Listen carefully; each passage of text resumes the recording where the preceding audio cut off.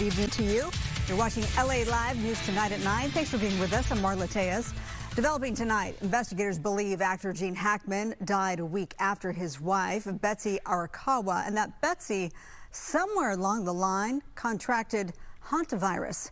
Officials say it's possible that Hackman was not aware his wife was dead in their home due to his advanced Alzheimer's.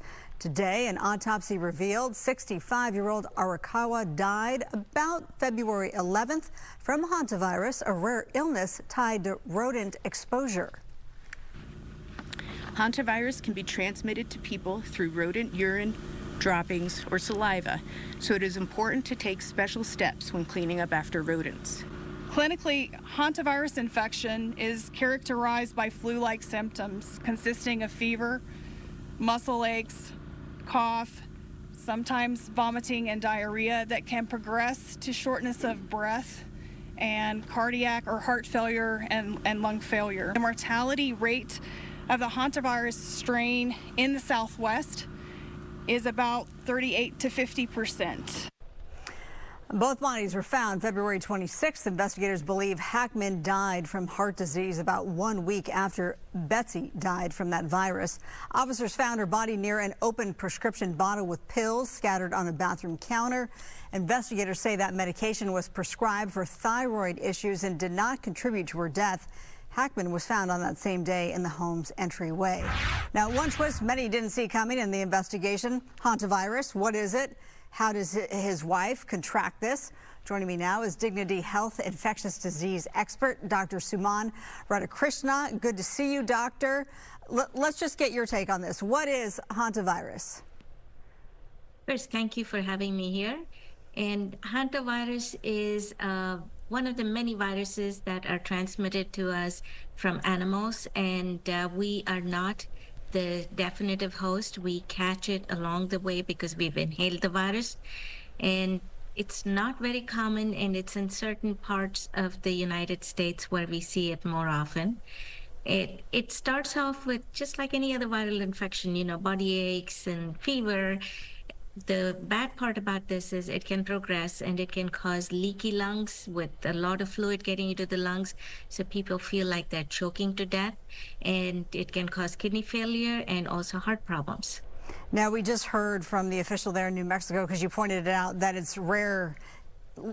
It's more common in other places across the country, like the Southwest. She made a point to say that the mortality rate was 38% to 50%. So here we are in Southern California. What's the word to the wise here? I mean, how likely and how common is it here? One has to be exposed to the rat droppings and the urine, and it gets aerosolized, and that's how people get it. So the urban areas, we don't see it as much. The most important thing is if you have traveled somewhere and you fall sick and you call your doctor's office, make sure you include and let them know where you have traveled. A layover in an airport or just staying in a hotel while you're waiting for your next flight doesn't count, but anything else that you do more of counts. Definitely, if you went camping, hiking, or did something in the wilderness, those are things you want to make sure that your provider knows. It's not contagious, is it? It's not contagious from person to person, but when the droppings are out there in the environment and it gets aerosolized, people can inhale it and get it. And how rare is it to see a death from contracting hantavirus? Obviously, she, as mentioned, was taking medication for other health ailments. But is this something that she could have sought help for when she wasn't feeling well? I mean, again, how rare is it? Well, most viral infections, most of us will tide it over. We don't call our doctors and tell them, oh, we're feeling under the weather. But typically, you start to feel better by about the third day. You may not be 100% okay, but definitely you're feeling better by then.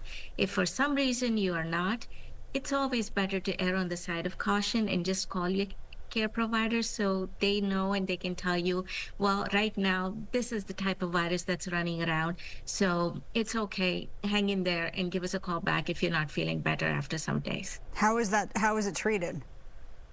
Hantavirus really does not have any specific antiviral like, you have Paxlovid Right. and the Tamiflu kind of thing. The most important thing is recognizing it and supporting, because even healthy people can die from the hantavirus pulmonary syndrome. So if they're having trouble breathing, then sometimes people have to be on the ventilator. Sometimes they need dialysis. Sometimes they need blood pressure medications to support the heart. So the most important thing is to contact the provider. And lastly, let me just get your thoughts on the fact that Gene Hackman died about a week after, and we're hearing about the advanced stages of Alzheimer's that he suffered as well. So when you hear that, what do you think?